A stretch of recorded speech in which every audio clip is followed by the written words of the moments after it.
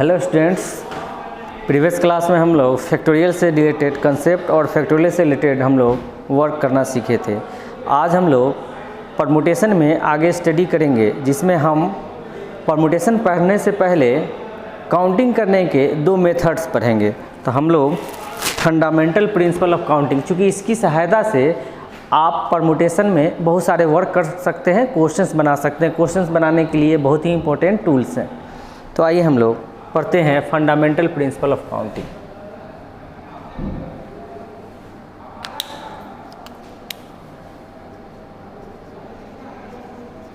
Fundamental principle of counting.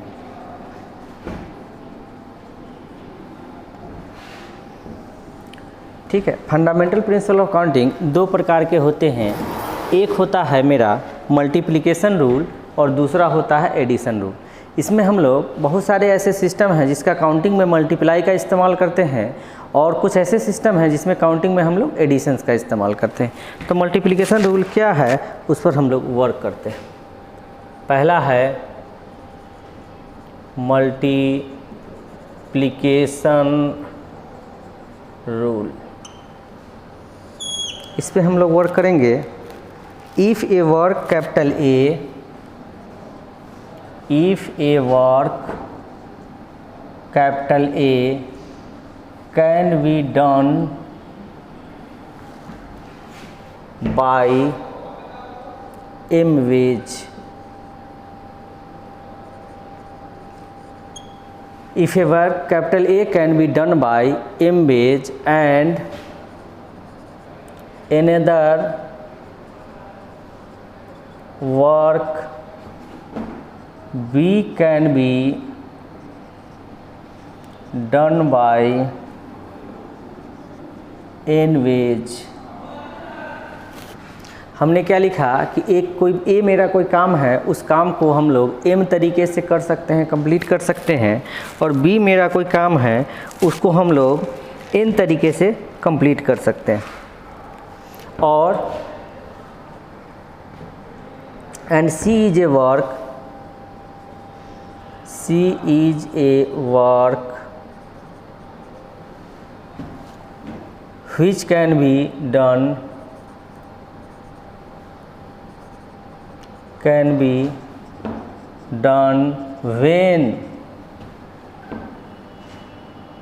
when A and B are done।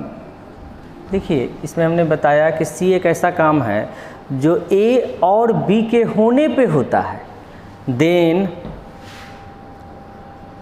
Number of ways of doing work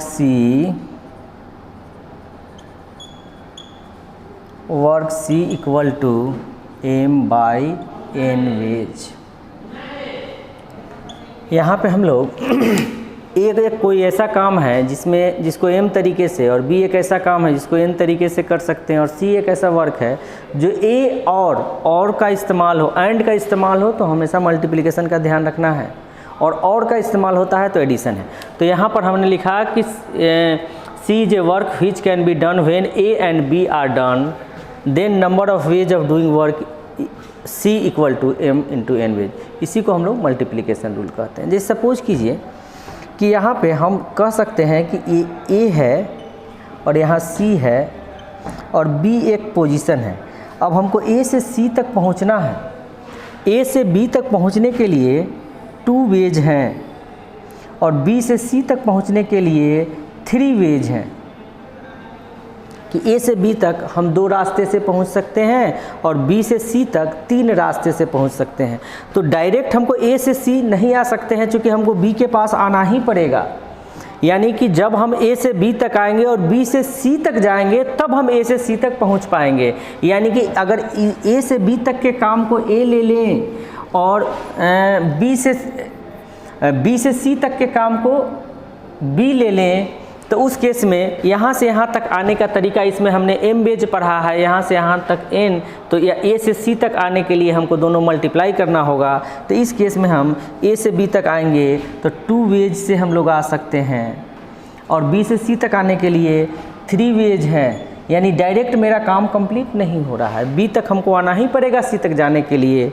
इसलिए required number of ways equal to 2 × 3 यानी कि 6 veg, यानी कि ए से 6 तक जाने के हमारे पास 6 प्रकार हो सकते हैं। अब थोड़ा सा हम और डिटेल इस पे देख सकते हैं। जैसे सपोज कीजिए कि ए से बी तक आपने यहाँ से यहाँ तक आया, इस रास्ता 1 ले लेते हैं, रास्ता 2 ले लेते हैं, यहाँ से आया। अब 1 से आने के बाद भी तो 3 रास्ते हैं, तो 1 से आने के बाद आप 3 तरीके से सी तक पहुंच सकते हैं, और 2 से आने के बाद भी 3 तरीके से आप सी तक पहुंच सकते हैं। तो इसमें अगर एडिशन रूल लगाते हैं तो पहला के लिए 3 और दूसरा के लिए 3, तो टोटल 6 वेज हो जाएंगे। लेकिन बहुत ऐसे क्वेश्चन हैं जिसमें एडिशंस रूल पे हमको काम करने में बहुत कठिनाई होती है, इसलिए हम लोग मल्टीप्लिकेशन का इस्तेमाल करते हैं। तो हमने देखा कि मल्टीप्लिकेशन रूल क्या है और किस तरह से हम लोग इसका इस्तेमाल करेंगे। आने वाले क्वेश्चंस जो परमुटेशन से रिलेटेड हैं उसमें बहुत ऐसे क्वेश्चंस मिलेंगे जहाँ पर, यानी मैक्सिमम क्वेश्चंस ही मिलेंगे जहाँ पर हम एडिशन या मल्टीप्लिकेशन का हेल्प से ही हम लोग क्वेश्चंस बनाएंगे। आइए हम लोग एडिशन रूल पे चलते हैं।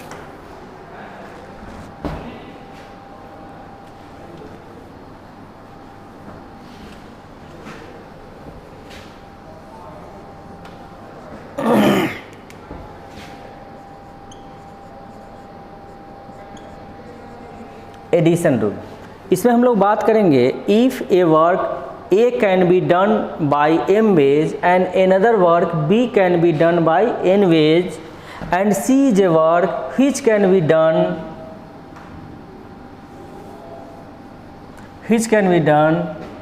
when either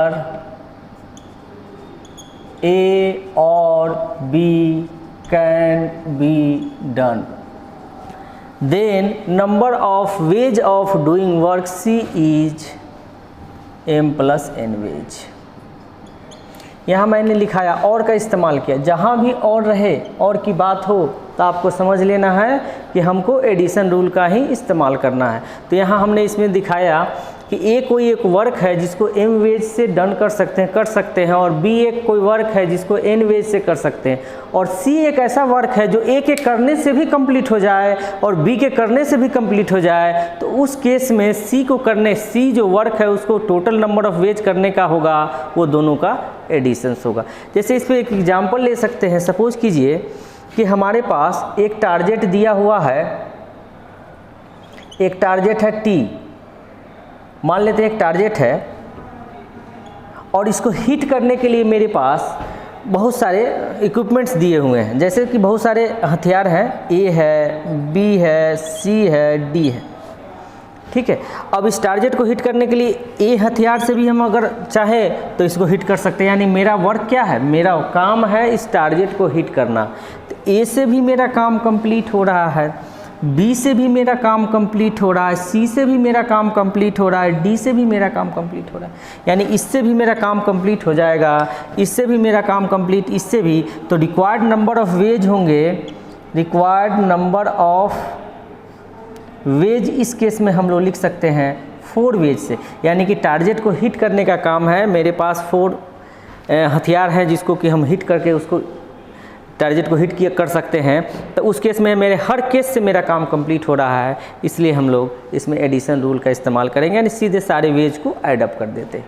यानी जहाँ पर भी हमको कोई वर्क करना है और वर्क करने से मेरा काम कंप्लीटेड हो रहा है, तो कंप्लीटेड हो जाए तो उस केस में हम लोग हमेशा एडिशन लगाएंगे। लेकिन हमने अभी जस्ट एक क्वेश्चन बताया था मल्टीप्लिकेशन में कि हमको ए से सी तक आना है, भाया बी आना है।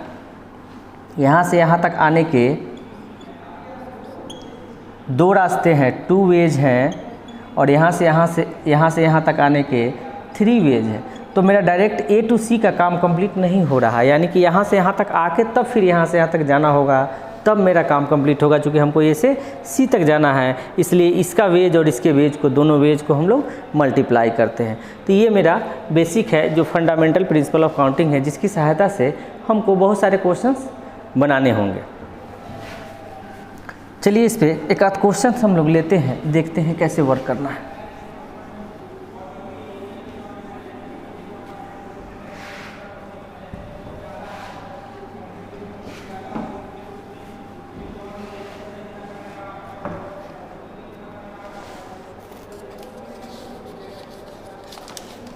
ये सपोज कीजिए एक क्वेश्चन है हमारे पास, there are 3 letter and 3 envelope. 3 letter है मेरे पास, एक L1 है, एक L2 है, एक L3 है। 3 लेटर है और 3 इन्वेलप है, E1 है, E2 है, E3 है। अब कहता है find the total number of ways in which letter can be put into envelope so that each envelope has only 1 letter. कहा कि इस तीनों लेटर को किस तरीके से इन्वेलप में रखेंगे कि प्रत्येक इन्वेलप में एक ही लेटर मेरा होना चाहिए। Each envelope contain only 1 letter. तो हम लोग आते हैं इस पे वर्क करते हैं। सपोज कीजिए कि हमको काम करना है, किस तरीके से हमको डालना है। अब 3 लेटर है, इस तीनों में से कोई लेटर या एक लेटर को हम लोग इस तीनों इन्वेलप में से किसी भी इन्वेलप में डाल सकते हैं। इन्वेलप 1 में डाल सकते हैं, इन्वेलप 2 में डाल सकते हैं, इन्वेलप 3 में डाल सकते हैं। तो फर्स्ट लेटर को तीनों इन्वेलप में डालने के 3 वेज होंगे। फर्स्ट लेटर जो होगा वो तीनों में से कोई इन्वेलप में जा सकता है 3 तरीके से। अब जब चूँकि आपने किसी न किसी इन्वेलप में लेटर 1 को डाल दिया है, अब लेटर 1 को डाल दिया तो अब हमारे पास खाली इन्वेलप 2 ही हो सकते हैं। तो लेटर 2 को डालने का, सेकेंड लेटर को डालने का 2 वेज होंगे। चूँकि 2 में से एक में तो हमारा लेटर डाल दिया गया है, अब किसी 2 में हम डालेंगे 2 तरीके से। अब दूसरे लेटर को भी आपने 2 में से किसी एक में डाल दिया तो एक ही इन्वेलप खाली रहा। तो थर्ड जो होगा लेटर डालने का 1 वेज होगा। ये वेज हुए। अब हम यहाँ सोचना स्टार्ट करेंगे कि हमको यहाँ एडिशन लगेगा कि मल्टीप्लिकेशन लगेगा। तो आप देखिए कि पहला लेटर डालने से भी मेरा काम कंप्लीट नहीं हो रहा है, या दूसरा लेटर डालने से भी मेरा काम कंप्लीट, जब तक हम सारे लेटर नहीं डाल देंगे इन्वेलप में तब तक मेरा वर्क कंप्लीट नहीं हो रहा है। इसलिए इस केस में हम लोग मल्टीप्लिकेशन रूल का काम करेंगे, यानी कि हम लोग बोलेंगे रिक्वायर्ड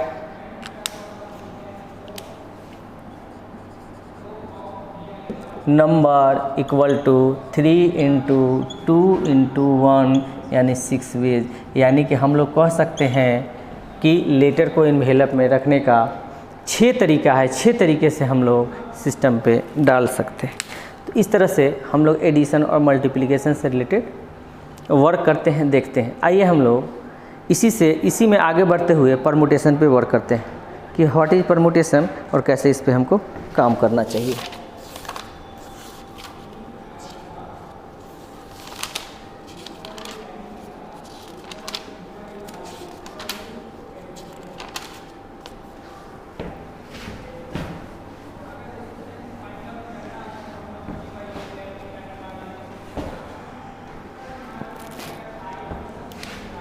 हम लोग को वर्क करना है परमुटेशन। परमुटेशन का मेन मतलब होता है अरेंजमेंट। तो जब तक हम सेलेक्ट नहीं करेंगे अरेंज कैसे कर पाएंगे। तो परमुटेशन मीन्स आप कह सकते हो अरेंजमेंट।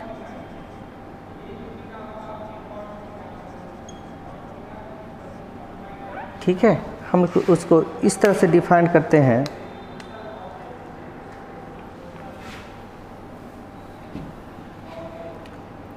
नंबर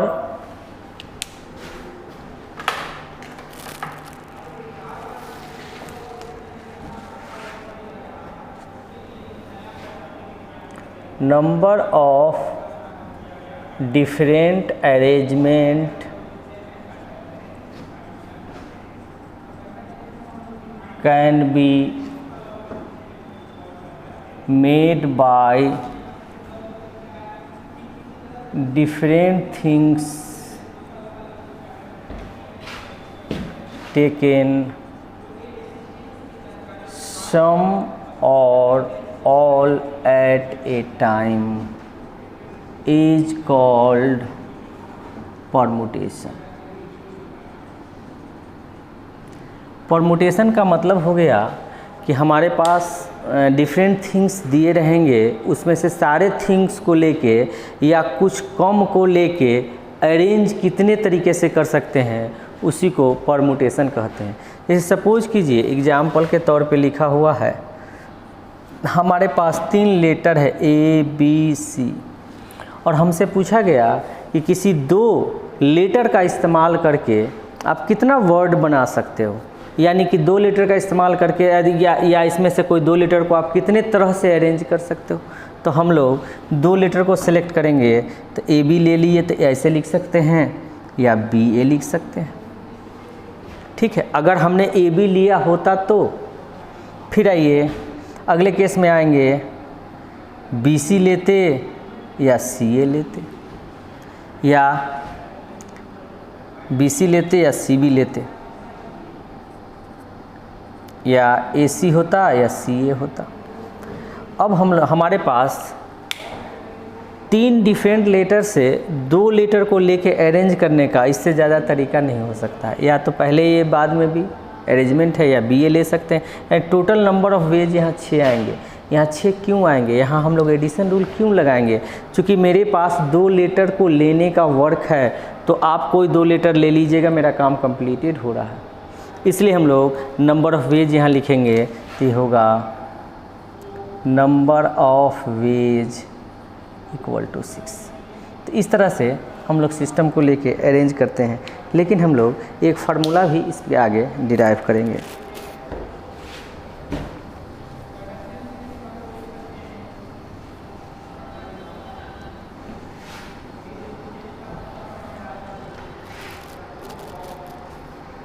हमारे पास एक फार्मूला होता है, उस पर हम लोग बात करेंगे।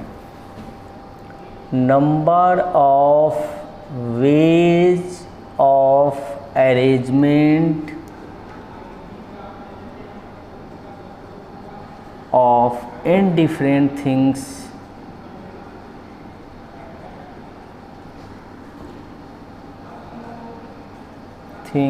taken are at a time। यहाँ मैंने लिखा अरेंजमेंट के जगह पर आप परमुटेशन भी लिख सकते हो। यहाँ पे परमुटेशन या number of permutation of n different things taken r at a time.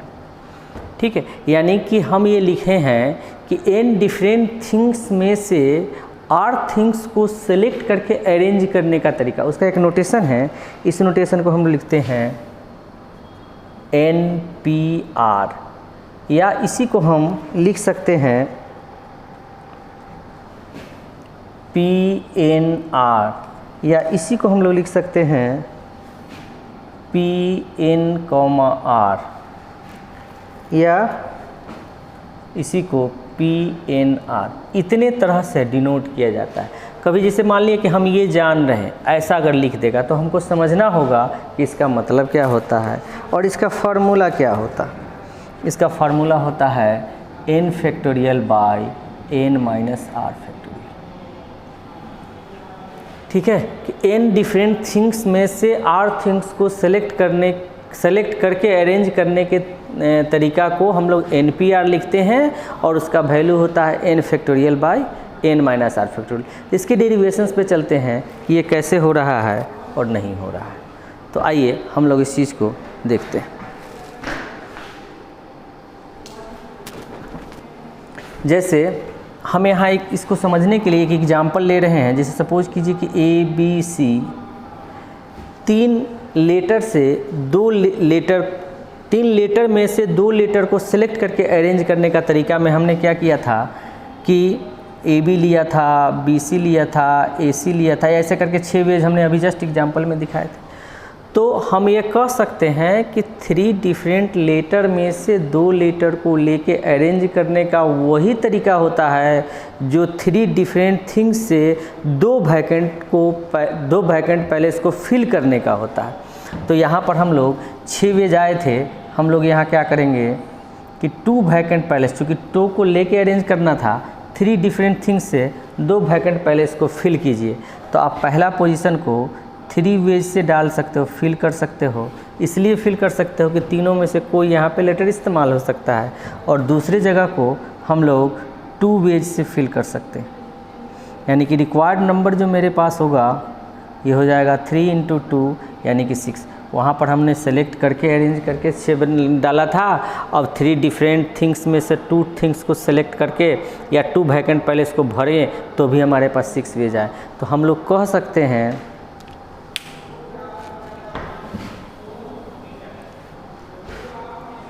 यहाँ पे एक कंसेप्ट कह सकते हैं कि number of ways of arrangement in different things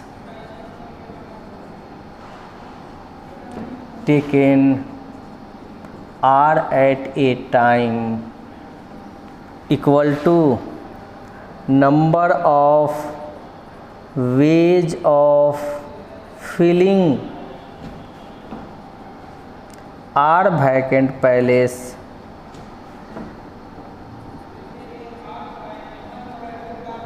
from n different things। हम लोग कह सकते हैं कि number of ways of filling r vacant places, यानी n डिफरेंट थिंग्स में से आर थिंग्स को सिलेक्ट करके अरेंज करने का वही तरीका होता है जो n डिफरेंट थिंग्स से आर वैकेंट पैलेस को फिल करने का होता है। तो आइए हम लोग आर वैकेंट पैलेस को फिल करते हैं। कैसे फिल कर सकते हैं, मान लेते हैं ऐसे ऐसे करके है आर वैकेंट पैलेस। ये फर्स्ट है वैकेंट और ये आरथ वैकेंट है। अब पहले पोजीशन को कितने तरह से भर सकते हैं, तो चूंकि मेरे पास n डिफरेंट थिंग्स है उसमें से कोई एक थिंग्स इसमें डाल सकते हैं। तो कोई एक थिंग डालने का n तरीका हो सकता है, n वेज से डाल सकते हैं क्योंकि इसमें कोई भी आ सकता है। अब उसमें से कोई ना कोई एक को आपने इसमें डाल दिया तो अगले वैकेंट पैलेस को फिल करने का n-1 वेज होगा। अब पहला में भी डाल दिया, दूसरा में भी डाल दिया, तीसरे पोजीशन यानी 2 उसमें से निकल जाएगा। अब n में से 2 निकल गया तो इसमें हो जाएगा n-2 वेज। इसी तरह से n-3 वेज। और यहाँ पे आएंगे तो ये होगा n-r+2th वेज और यहाँ हो जाएगा n-r+1 वेज। देखिए +1 क्यों किए हैं सो बात समझिए। पहले में 0 घटाए थे, दूसरे में 1 घटाए थे, तीसरे में 2 घटाए थे। तो आरमे में जैमा पोजीशन होगा उससे कम घटाते हैं तो n-r-1 करेंगे तो माइनस जब अंदर जाएगा तो प्लस हो जाएगा। अब जब तक हम इस सारे वैकेंट पैलेस को फिल नहीं कर लेंगे मेरा वर्क कंप्लीट नहीं होगा। इसलिए हम लोग इसमें मल्टीप्लिकेशन रूल लगाएंगे, यानी हम लोग बोलेंगे required number equal to n into n-1 into n-2 into n-3 into n-r+1, ये मेरा आएगा। अब चूंकि हमको इसका वैल्यू बताया है कि फैक्टोरियल में लिखना है और n फैक्टोरियल लिखा हुआ है, इसका मतलब है कि n से लेके 1 तक का मल्टीपल होना चाहिए। तो इसके बाद का जो नंबर है वो n-r है, इसके बाद का जो नंबर है n-r-1 है, ... 3 इंटू 2 इंटू 1 से हम लोग मल्टीप्लाई कर दिए और हम लोग यहाँ डिवाइड भी कर देते हैं n-r into n-r-1 into ... 3 into 2 into. और 1 से लेके n तक के कंटिन्यूट प्रोडक्ट को फैक्टोरियल n लिखते हैं तो आप यहाँ n फैक्टोरियल लिख सकते हो। और 1 से लेके n-r के प्रोडक्ट को हम लोग n-r फैक्टोरियल लिख सकते हैं। तो इस तरह से हम लोग इस फार्मूला को डिराइव कर सकते हैं कि NPR का मतलब क्या होता है वो मैंने बताया और उसका फार्मूला क्या होता है सो मैंने बताया। ये जो अरेंजमेंट है फिल वैकेंट पैलेस को फिल करने वाला, ये मैक्सिमम क्वेश्चंस पे हम लोग अप्लाई करेंगे तो बहुत इजीली वे में हम लोग उस क्वेश्चंस को बना सकेंगे क्योंकि इसी से ये फार्मूला जनरेट हुआ। ठीक है, तो आज हम लोग इतना ही स्टडी करेंगे। अब इससे रिलेटेड क्वेश्चंस पे हम लोग नेक्स्ट डे वर्क करेंगे। धन्यवाद।